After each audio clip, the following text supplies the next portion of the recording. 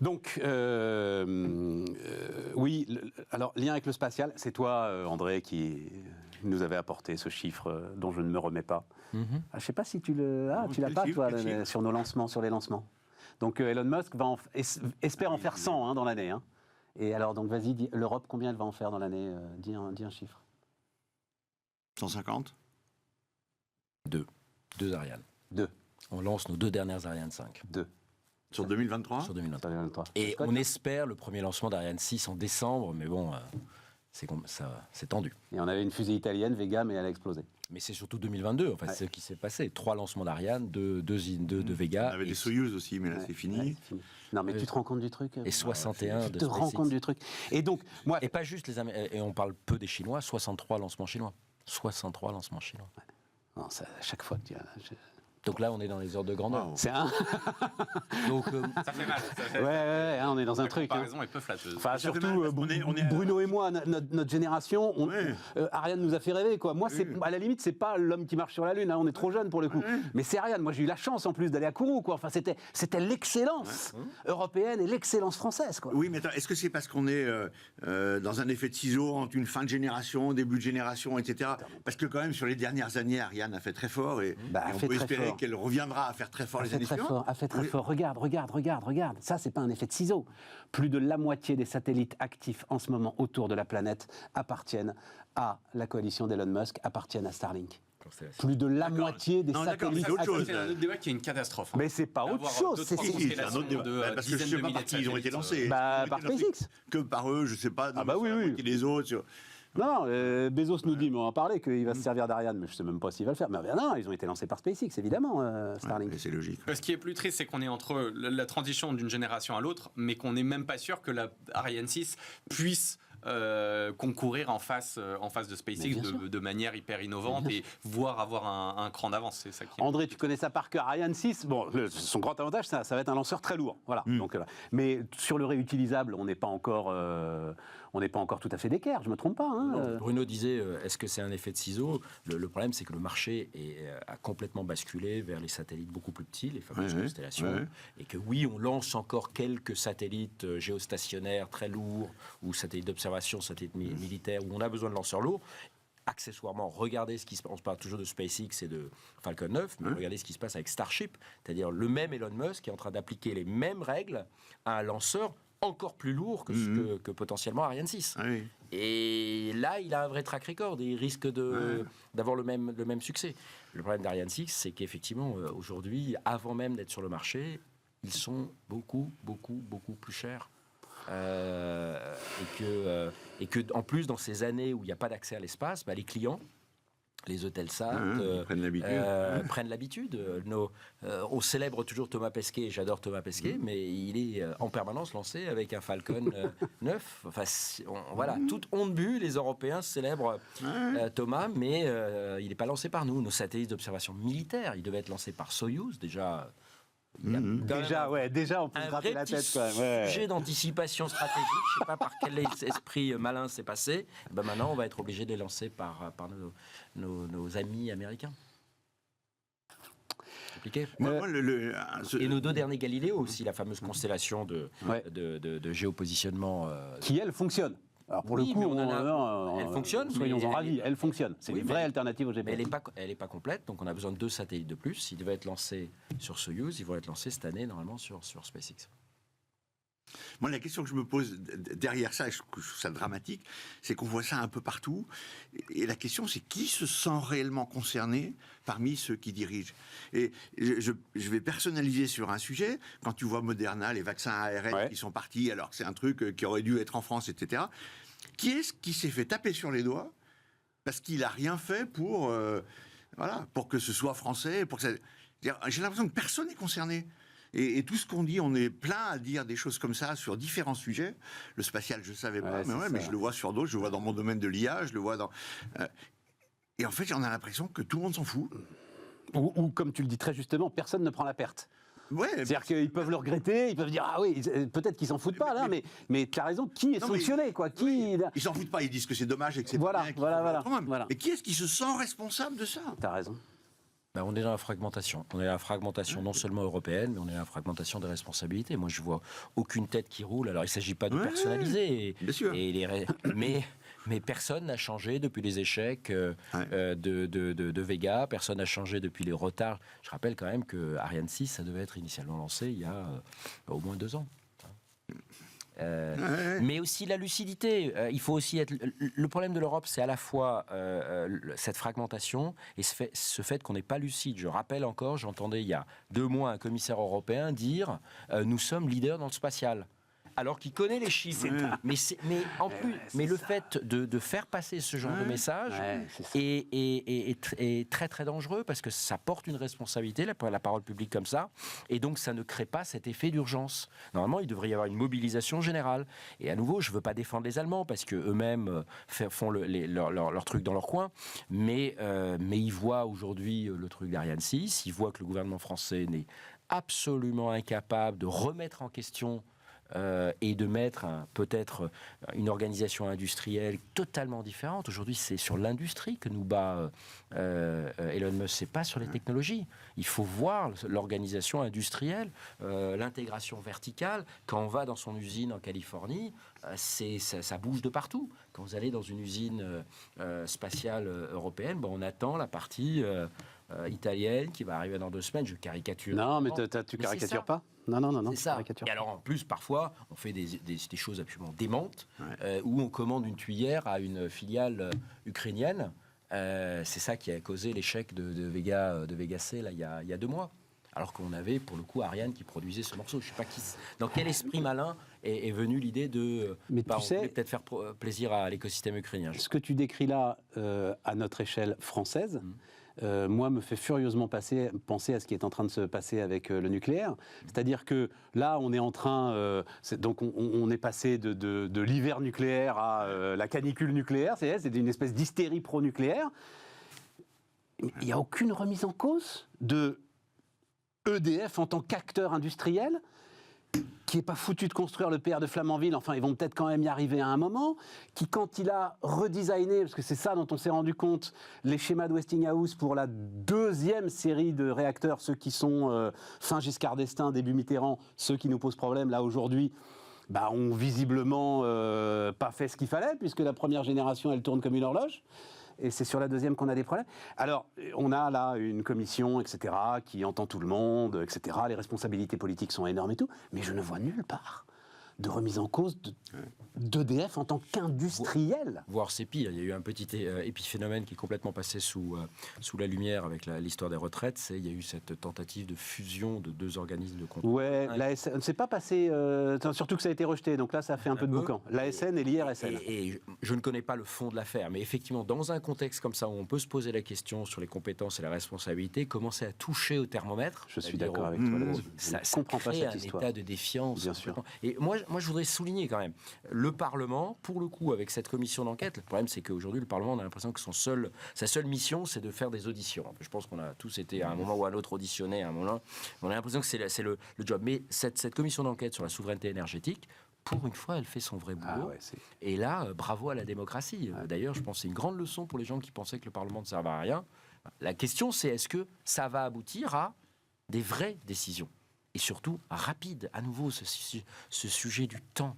On pense toujours argent, on parle structure, on ne pense pas temps dans notre pays. C'est urgent. L'histoire il ne faut pas attendre Ariane 6 pour lancer un grand plan où on fait en parallèle des initiatives comme... Mais en ce moment, on fait les choses de manière séquentielle. On va voir si Ariane 6 marche. Résultat, on va perdre 1 année de plus. Et j'espère que ça va marcher. En tout cas, ce qui est sûr, c'est que sur tout un pan du marché, on a disparu. Non, ça me fait plus. Un mot là-dessus, le sentiment que ça me donne, c'est que quel que soit le secteur dont on discute, on vit un peu sur nos acquis, sur le passé. Exactement. On était très fort, on était leader. On essaye de toujours véhiculer ça, parce que c'est très bien de véhiculer une idée positive et qu'il faut garder tout le monde avec un esprit très optimiste. Mais je pense qu'on vit un peu trop sur le passé, et qu'on a oublié de se projeter un peu vers le futur, et que les innovations vont de plus en plus vite, et donc on est de plus en plus à la bourre. Et le spatial a été non, mais je rajoute un truc qui est positif, qui pourrait être positif, c'est qu'on a en Europe la meilleure science du monde. Alors, les labos de recherche, et les publications et les sorties, dans la plupart des domaines, on est au moins au niveau des Américains. Et voilà. Et donc mais tout ça, c'est au bénéfice des Américains. Oui, mais regarde. Mais il faudrait qu'on arrive à convertir ça. Mais mais regarde ce que tu nous as dit sur l'Allemagne. Je vous ai envoyé, moi, un petit texte que j'ai écrit, parce que j'ai fait une réunion de travail, on va dire ça comme ça, avec des directeurs RSE. Et donc, on parlait de l'IRA américaine, machin, les subventions et tout. Et les gars étaient tous unanimes et dire, mais vous gourrez pas. Alors oui, évidemment, les subventions, ça aide, le coût de l'énergie moins cher là-bas, etc. Et tout. Mais ce qu'ils disent, c'est que c'était les grosses boîtes, hein. On ne peut plus, ils sont prisonniers dans leur choix, c'est-à-dire que la taxonomie d'un côté, les atermoiements sur le nucléaire, sur l'hydrogène vert, pas vert, etc., fait que l'ensemble de ces responsables RSE qui ont des énormes outils industriels à décarboner se disent on ne peut prendre aucune décision en Europe. Et donc, ils partent aux États-Unis, certains d'entre eux, pour retrouver une liberté d'action. Et l'une d'entre elles me disait les Américains subventionnent le contre-carbone tous azimuts. Il faut que ce soit sur le sol américain. C'est contre le carbone, vas-y, c'est bon, tu auras tes crédits d'impôt, on ne veut pas savoir. Nous, il faut rentrer dans la taxonomie pour savoir si... Et la taxonomie, en plus, elle bouge. Elle n'est même pas fixe. C'est vrai. Et donc, ce que tu disais est très intéressant sur l'Allemagne, on a la meilleure science du monde, mais elle ne peut plus chercher. Oui. Voilà. C'est possible, ouais. Enfin, je ne sais pas si elle peut plus chercher, mais en tout cas, ça passe pas à l'exploitation. Elle peut plus chercher dans toutes les directions. Et ça, c'est ton grand truc quand même, hein, Bruno. Hein. Another Brain, c'est ça. Hein. Il faut aller à l'opposé des autres pour trouver, en fait, vraiment. Moi, Moderna et vaccin ARN, ça m'a marqué. Voilà. Mais le prix Nobel pour la Française qui a découvert les CRISPR, Cas9, les ciseaux génétiques. Emmanuel Charpentier. Elle est en Allemagne depuis tout le temps. Elle fait parce qu'en France... Et il faut l'entendre parler du système de recherche français. Elle est française au Max Planck à Berlin. Ce qu'elle sort, je suis de l'eau tiède à côté d'elle. Elle est extrêmement critique. Le problème, c'est que, quand une prix Nobel dit ça, mais on a l'impression qu'au ministère de la Recherche, tout ça... de toute façon, ça vient de Berlin, donc ça n'intéresse personne. Pourquoi tu ne veux pas qu'on mette la Légion d'honneur à Jeff Bezos ? Donc tu as écrit une tribune dans au contraire. T'as écrit une tribune dans le journal du dimanche où moi j'ai cru comprendre que tu regrettais que tu dis alors on reçoit la French Tech et on remet la Légion d'honneur à Jeff Bezos. Pour moi ça va ensemble. Je disais chapeau l'artiste au président de la République qui arrive justement à combiner le en même temps. Il faut bien, vous voyez, on parle de l'espace. Tout le monde s'est posé la question mais qu'est-ce qui se passe ? Pourquoi est-ce qu'on célèbre Amazon ? Puisqu'Amazon c'est un petit peu perçu dans l'opinion publique ou en tout cas une partie de l'opinion publique comme le méchant américain qui domine nos données, qui domine le marché du cloud, etc. Il ne faut pas oublier aussi que Jeff Bezos, c'est celui probablement qui va sauver le soldat Ariane 6, puisque c'est grâce à sa commande pour sa constellation qui s'appelle Kuiper qu'il a passé à Ariane. Il faudrait aussi être un petit peu lucide, à nouveau la lucidité. Pourquoi est-ce que Jeff Bezos a passé la commande à Ariane 6 ? Je ne connais pas du tout le fond des choses, peut-être que je me trompe complètement, mais le fait que lui et Elon Musk soient ennemis jurés doit jouer un petit peu. Alors, quand j'entends Ariane qui dit oui, Jeff Bezos, c'est parce que nous sommes les meilleurs. À nouveau aussi, c'est de la com. Bon, mais alors reviens. Donc, la Légion d'honneur, elle est légitime quand même. C'est un entrepreneur merveilleux. Complètement. Et ça fait 3. Justement, la seule chose qui m'a un petit peu étonné, c'est qu'on ait fait ça en catimini. Je pense qu'on est dans un monde où il faut savoir expliquer les choses et il faut les assumer. Je pense qu'on a un président de la République qui normalement assume les choses. Là-dessus, je trouve que c'est un peu dommage qu'on n'ait pas expliqué que pendant le Covid, heureusement qu'il y avait Amazon, en tout cas pour les gens qui habitent dans les grandes villes, parce qu'ils ont quand même un peu sauvé la vie sur beaucoup de choses, le commerce, etc. C'est peut-être pas bon pour le petit commerce, mais en tout cas sur le Covid. Et sur Ariane 6, heureusement qu'ils sont là. Hein. Enfin, c'est pas bon pour le petit commerce. Pour le petit commerce digital, c'est très très bon. Oui. Alors j'avais le chiffre à un moment, mais ce sont alors, je crois des millions de vendeurs français. Peut-être que je dis une bêtise, je sais pas, Cédric. Si tu en tout cas, forcément des centaines de milliers, ça c'est sûr, des centaines de milliers de petits commerces virtuels digitaux qui aujourd'hui vendent grâce à Amazon en France. Mon seul point, si je peux me permettre un dernier point, le seul point qui me gêne toujours, bravo à la French Tech, on a un écosystème formidable, mais on se trompe complètement de stratégie. Encore là-dessus aussi. Mais non, mais le sujet, c'est pas d'être meilleur que Berlin ou l'autre. André, il faut qu'il vienne juste une fois par mois, parce que sinon, il faut qu'on ait le temps de récupérer derrière. Mais non, mais parce que c'est la seule chose que je mettais dans mon papier du GDD, c'était de dire, aujourd'hui, l'échelle est ce qui compte pour toutes les sociétés de la tech. Ouais. Et il faut arrêter de penser qu'en créant des fonds et de remettre des... Oui, l'argent, c'est toujours mieux que de ne pas en avoir. Mais aujourd'hui, le vrai sujet, c'est que tous les sujets d'avenir, le quantique, l'IA, la biologie de synthèse, le cloud, l'ingénierie génétique, ont besoin d'un marché continental. Il n'y a aucun marché unique. Là aussi, il faut qu'à Bruxelles, ils se le mettent dans la tête, il n'y a pas de marché unique, ni de l'énergie, ni de la santé. Donc, c'est ça que le pouvoir politique doit s'atteler. Pas juste à dépenser l'argent des autres, parce que ça semble... Aujourd'hui, on a un problème en Europe, on crée un fonds. Ça sert pas à grand chose. Il faut créer des marchés. Tellement loin de la réalité. Bah oui. Moi, j'avais été là, il y a un vrai problème démocratique, comme toi, à un moment donné sur l'IA et sur les efforts à faire, etc. Et quelqu'un m'avait dit de la commission, quelqu'un qui est sur l'estrade, un des membres du jury. Il avait le chevalet qui va bien. Voilà, m'expliquait que Google, c'est pas un problème parce que quand on s'y mettra en quelques années, on pourra les rattraper. Et je suis resté sur le cul. Enfin, comment quelqu'un peut oser penser ça? Eh ben ouais, ça a été dit publiquement. Il n'avait pas tort dans le fait que c'était possible, et GPT le montre. Mais pourquoi ça ne vient pas d'Europe? Oui. C'est dingue. Ouais, et puis alors je sais... Et attends, ils sont pas encore morts, Google. Hein. Oui. Non, et puis les rattraper sur l'indexion, ça c'est totalement impossible. C'est impossible. Voilà. C'est impossible. C'est impossible. Je sais, tu as eu le temps de la regarder, la version 4 de... Non, je me suis renseigné un peu, mais j'ai pas eu le temps de regarder. Tu as eu le temps de regarder, toi, Cédric? C'est des gros progrès. Non, mais j'ai regardé, j'ai lu un peu et tout. Moi, je trouve que c'est assez fantastique. Moi, je trouve qu'il y avait un exemple que OpenAI, la maison mère de ChatGPT, donnait. C'est tu prendras une photo de ton réfrigérateur plein, il te dira quel menu tu peux faire pour utiliser tous les ingrédients. Ça, c'est là où tu vois le niveau que ça atteint, parce que là maintenant tu peux injecter des images, des vidéos, de l'audio, et il va t'en faire quelque chose. Et ça, je trouve fantastique parce que ça va permettre... J'avoue, j'achète cette... C'est pour ça que ça m'a parlé, que c'est pas ma plus grande qualité. Et ça marche. Et il y a un autre truc, c'est GPT-3... en fait, quand ils nous ont fait passer le barreau dans les 10% des plus mauvais élèves, et GPT-4 est dans les 10% meilleurs. Tu veux dire l'examen d'avocat? Oui, du barreau, pardon, excuse-moi, du barreau américain.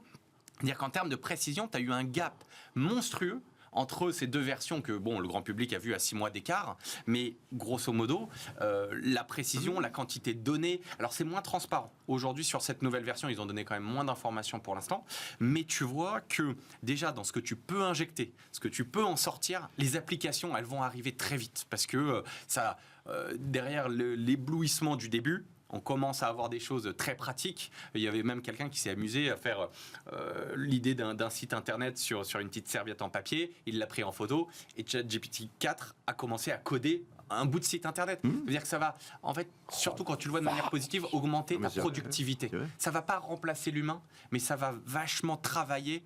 C'est un outil d'augmentation de productivité. Je pense qu'en donnant je suis d'accord sur tout le reste, mais sur le petit message, quand tu dis ça ne va pas remplacer l'humain, je pense qu'on enfume tout le monde. Il faut qu'on arrête de dire ça. Ça va remplacer l'humain. Si ça t'augmente ta productivité, que tu vas 10 fois plus vite parce que tu prends tu as 10 fois moins de programmeurs qui vont être au milieu. Non, parce que tu pourras faire plus de choses. Moi, je suis plutôt dans le côté optimiste qui est de dire, en fait, plus on te donne un outil puissant, plus tu peux avoir d'idées que tu peux réaliser. Le problème, c'est souvent, tu peux avoir plein d'idées. Si tu n'as pas les outils capables de le faire, t'es un peu limité. En revanche... Oui, mais c'est de la béatitude, ça. Moi, tu sais, je préfère tu pourras faire plus de choses, c'est sûr. Mais globalement, le solde global, c'est que toutes les petites mains ou moyennes mains intermédiaires vont être réduites à peau de chagrin. Donc oui, tu vas continuer à créer, c'est génial pour tout le monde. Mais ça ouvre un autre débat. Bruno, j'en suis sûr de ça. Hein. Ouais, mais t'es pas le premier à en être sûr dans l'histoire. Et concrètement, j'ai entendu la même chose sur les robots. Ouais. Et concrètement, t'es aujourd'hui en crise de recrutement généralisée dans le monde développé. T'as pas assez de gens pour bosser. Donc, tu vois, c'est-à-dire les petites mains, tu t'es retrouvé avec des gars à vélo pour nous apporter des repas. C'est-à-dire les petits métiers, sans doute, c'est plus les mêmes, ils se réinventent dans tous les sens. Je te rappelle. Et je pense qu'on est mieux sur un vélo d'ailleurs que à la chaîne chez Ford en 1920. Contrairement à l'ensemble de ceux qui nous disent que c'est une dégradation, machin, ils sont jamais descendus dans un puits de mide et ils ont jamais passé une journée à faire avec le bras, à mettre un bout de tôle sur un tapis roulant, un bout de tôle sur un tapis roulant pendant 8 heures. Je te rappelle qu'on est passé de 60% de sa vie à travailler au 19e siècle, début du 19e siècle, à 12% aujourd'hui. Hein. Donc en cours de route, il y a eu une conséquence. Très bien, mais tu as dégagé la valeur ajoutée suffisante pour que ceux qui travaillent... mais moi, je te dis que ça va continuer et qu'on va passer à 6%. On va bosser 2 fois moins collectivement, parce qu'il y aura plein de nouveaux métiers, il y aura plein de nouveaux trucs, mais ne nous trompons pas dans la proportion de ceux qui seront supprimés. Oui, mais si, ce que dit Cédric, c'est-à-dire ça a une telle puissance que tu peux avoir des idées nouvelles qui vont dégager davantage de valeur, etc., tu peux te retrouver sur un système où tout le monde travaille moins. Non, tu ne crois pas un instant. Non, mais après, je crois qu'il y aura beaucoup moins.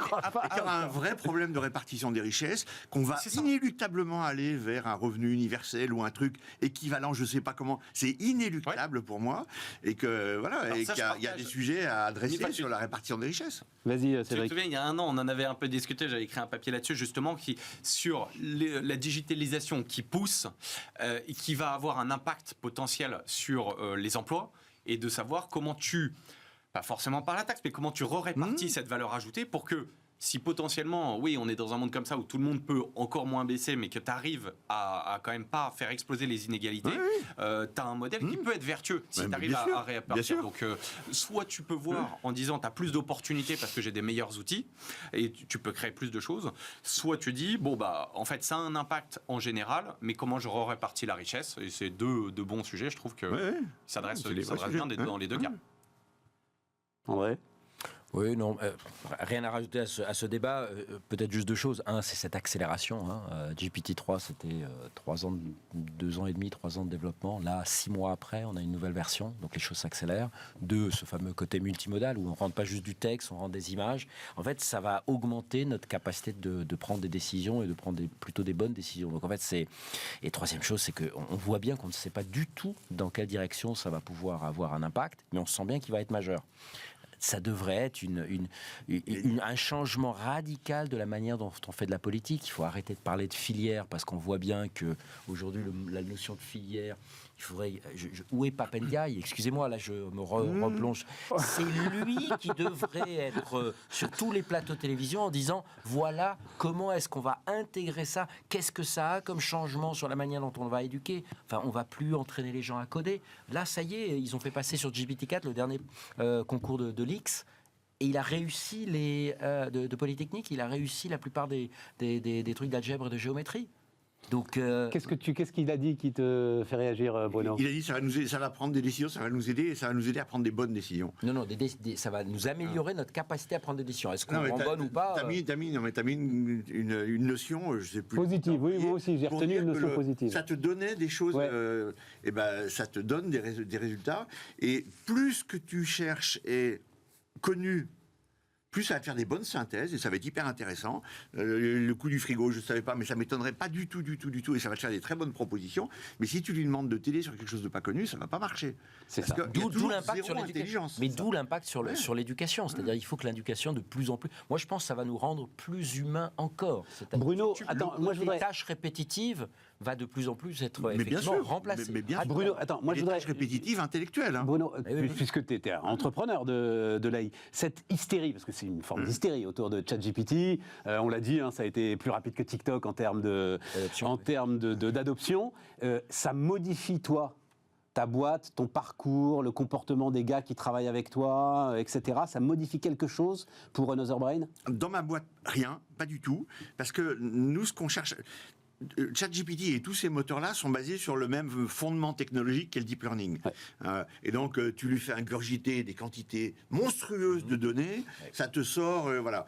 Et ça te consomme une centrale nucléaire juste pour que ça tourne. Ça y est, ça commence à émerger dans le news, que tu nous disais dès le premier jour. Et ça va être de pire en pire. Bon, et nous, ce qu'on cherche à faire, c'est un nouveau moteur, c'est remplacer le principe du deep learning par autre chose.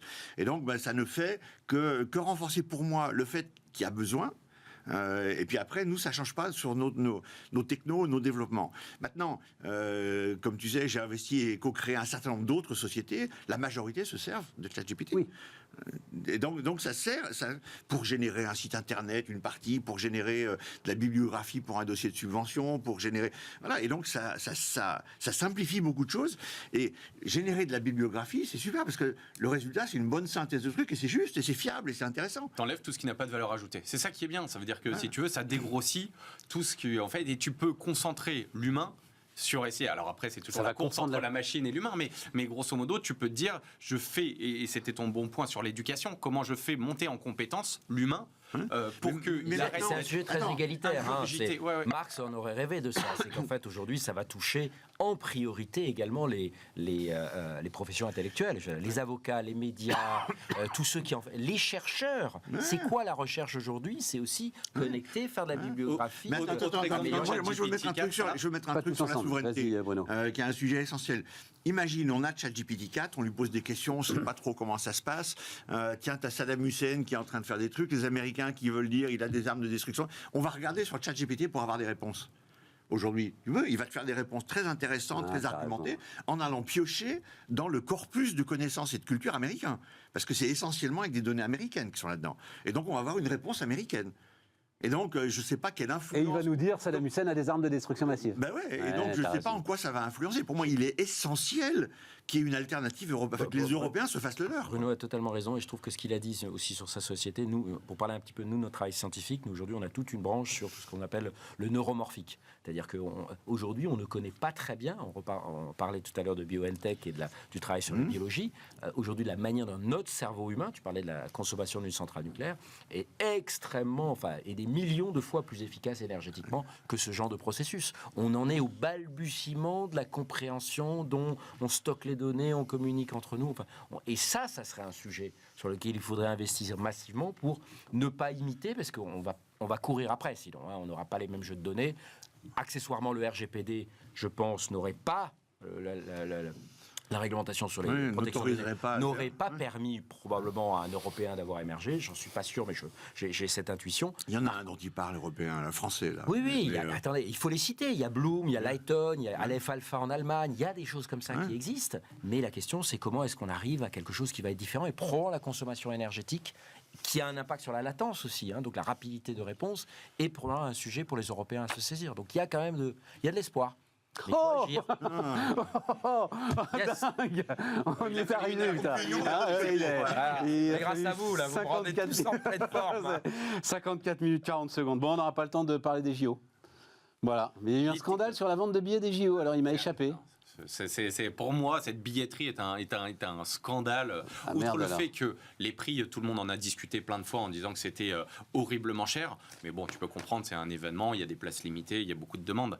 Mais c'est en termes d'opacité une catastrophe, parce que j'ai trouvé. Mais c'est du tirage au sort. Non, parce que en fait il y a plusieurs phases. Là ils t'ont vendu des packs, après il y a des billets à l'unité, après mais ils t'ont jamais dit quel quota, donc ils t'ont fait croire que sur les packs c'est probablement si tu loupais cette chance là. Et on a fait aussi de la vente liée. En fait, qui pour moi est interdit en France. Ça veut dire que tu étais obligé d'acheter 3 épreuves, même si tu voulais aller qu'une fois. Et si tu voulais y aller avec tes enfants, si tu avais pris 5 billets pour la première épreuve, tu es obligé de prendre 5 billets pour les 2 autres épreuves. Le truc est honnêtement fait de manière...